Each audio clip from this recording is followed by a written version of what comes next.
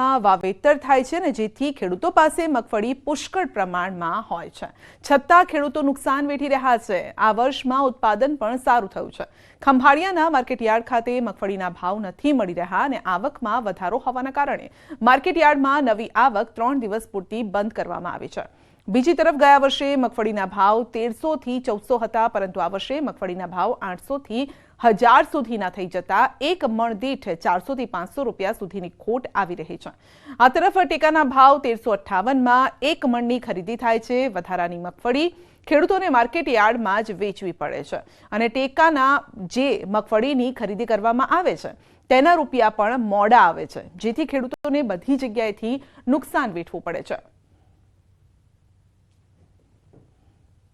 ભાવ તો આવવા જોઈએ ને, આજ ટેકામાં ભાવ વધુ અને અહીંયા ભાવ વધુ અમને ના આવે અને ટેકામાં તો 200 મણ માંડવી સંભાળે। હવે માંડવી થઈ 400 મણ, તમારે 200 મણ ક્યાં નાખવા જાવી?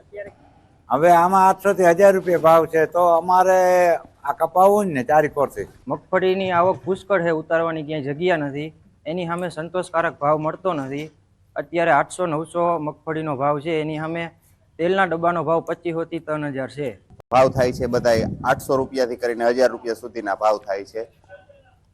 વેચવી ફરજિયાત છે, ટેકામાં લખાવ્યા છે પણ વારો આવતો નથી। ધીમે ધીમે એના રજીસ્ટ્રેશન થયા છે, એ પ્રમાણે વારો આવે છે અને 200 મણ મગફળી લે છે ટેકામાં। તો સરકાર આમાં કંઈક ધ્યાન દે, ખેડૂતને બિયારા અને ખેતીની સિઝન ચાલુ છે એટલે ખાતર બિયારા લેવાની જરૂર પડે, એટલે તાત્કાલિક ખેડૂતને ભાવ મળે એવું સરકાર કંઈક ધ્યાન દે અને બહાર કંઈક નિકાસની વ્યવસ્થા કરે। ભાવ સારો છે, 1358 રૂપિયા જેવો ભાવ છે, પણ ત્યાં A1 ક્વોલિટીનો જે માલ હોય કે જે સારું માલ હોય એ ત્યાં પાસ થાય છે, બાકી માલ બધા રિજેક્ટ થાય છે અને એક ખાતામાં માત્ર 200 મણ જ મગફળી લેવામાં આવે છે, જેની સામે ઉત્પાદન સારું છે તો ખેડૂતોને બીજી મગફળી ફરજિયાત માર્કેટમાં વેચવી પડે છે, પણ અત્યારે ભાવ ના હોવાને કારણે મગફળી વેચવી ખેડૂતને કઈ રીતે પોસાતી નથી।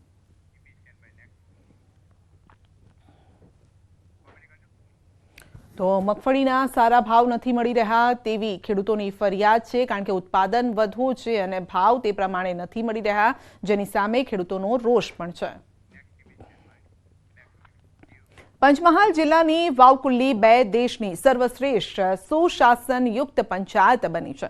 ગુજરાતને ગૌરવ અપાવ્યું છે અને આ પંચાયતે Deendayal Upadhyay Panchayat sustainable development award theme અંતર્ગત સુશાસનયુક્ત પંચાયત શ્રેણીમાં પ્રથમ સ્થાન મેળવ્યું છે। 11 ડિસેમ્બર 2024ના રોજ નવી દિલ્હીના વિજ્ઞાન ભવન ખાતે યોજાયેલ કાર્યક્રમમાં રાષ્ટ્રપતિ દ્રૌપદી મુર્મુના હસ્તે એવોર્ડ એનાયત કરવામાં આવ્યો હતો। ગુજરાતના પંચમહાલ જિલ્લાની વાવકુલ્લી 2 ગ્રામ પંચાયતને મળેલો આ એવોર્ડ વર્ષ 2022-23ના નાગરિક કેન્દ્રિત સુવિધાઓ બાબતે કરવામાં આવેલી ઉત્કૃષ્ટ કામગીરી બદલ આપવામાં આવ્યો છે। ગુજરાત સહિત 27 રાજ્યોને દીનદયાલ ઉપાધ્યાય પંચાયત સસ્ટેનેબલ ડેવલપમેન્ટ એવોર્ડની શ્રેણીમાં સંયુક્ત રીતે 20.25 કરોડ પ્રાપ્ત થયા છે।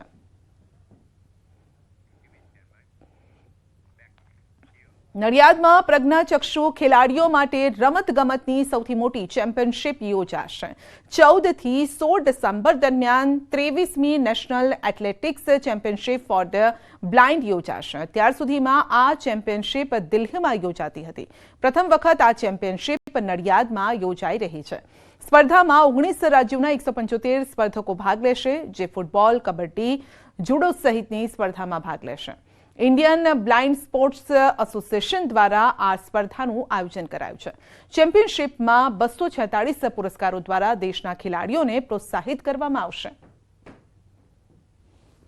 23rd national athletics championship for the blind Nadiad में 14 तारीख से लेकर 16 तक हो रहा है। ये पहली बारी स्टेट यूनिट बेस स्पोर्ट्स हो रहा है। इससे पहले हम इप्सा की हिस्ट्री में आज तक हम लोग स्टेट एप्लेशंस या इंस्टीट्यूशनल बेस्ड स्पोर्ट्स एक्टिविटीज़ करते थे।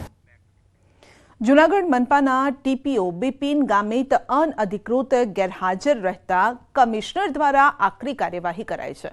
તેમનો ચાર્જ જુડાના ટીપીઓને આપી દેવાયો છે। મકાન માલિક 35 વર્ષ પહેલા મૃત્યુ પામ્યા હોવા છતાં તેને નોટિસ આપી દીધી હતી, જેથી મનપાના ટીપીઓ બિપિન ગામિત સામે કાયદાનો સકંજો કસાયો છે। મહત્વનું છે કે વર્ષ 2023માં બિલ્ડિંગ ધરાશાયી થવા મામલે એફઆઈઆર થઈ હતી। આ સમગ્ર મામલે હાઈકોર્ટના આદેશથી પોલીસ તપાસનો ધમધમાટ તેજ કરાયું છે. ખેડા જિલ્લાના મૌધામાં એક વૃદ્ધ દંપતી ડિજિટલ અરેસ્ટનો ભોગ બન્યું છે. દંપતીને મુંબઈ પોલીસના નામે વોટ્સએપ કોલ કરી તેમના પાર્સલમાં ડ્રગ્સ હોવાનું કહી તેમને ડિજિટલ અરેસ્ટ કરી 61 લાખ રૂપિયા પડાવવામાં આવ્યા હતા.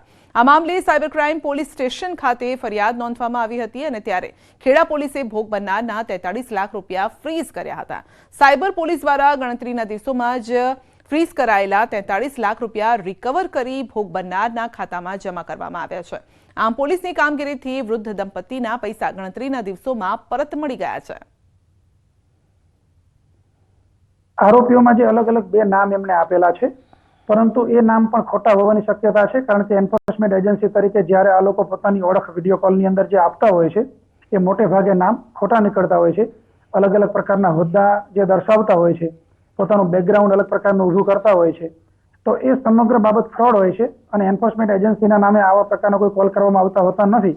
પરંતુ આ વૃદ્ધ દંપતી કોઈને કેમને આડોશી પડોશીમાં વાત પણ ન કરી અને પોતે ગભરાઈ ગયેલા, અને ખાસ કરીને એમના જે સંતાનો વિદેશમાં સ્થાયી થયેલા છે એમની ઉપર લીગલ એક્શન લેવાશે એ પ્રકારની વાત કરી. બુલેટિનમાં અત્યારે બસ આટલું જ. રજા આપશું. નમસ્કાર.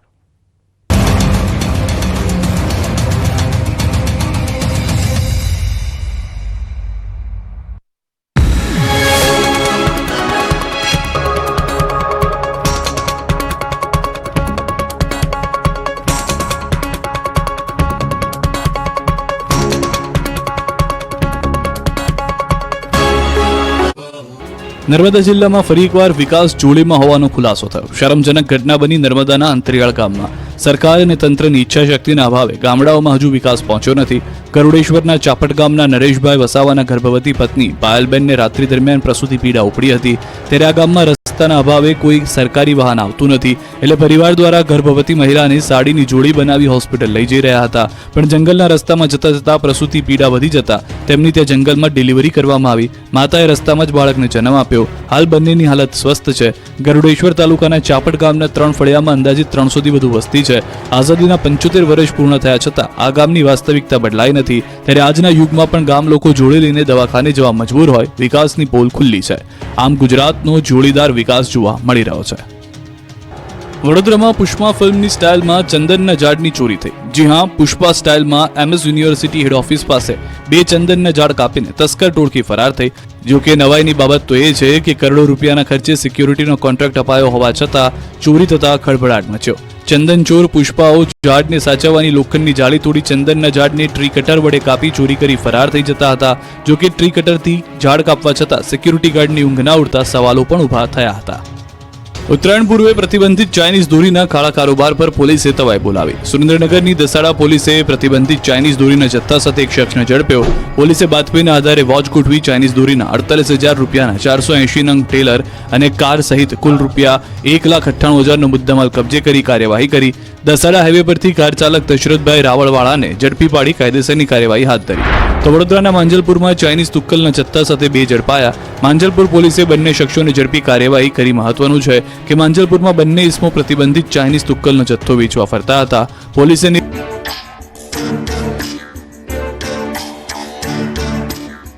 તિરુપતિ એડિબલ ઓઇલ્સ, દરેક તહેવાર હેલ્ધી તહેવાર.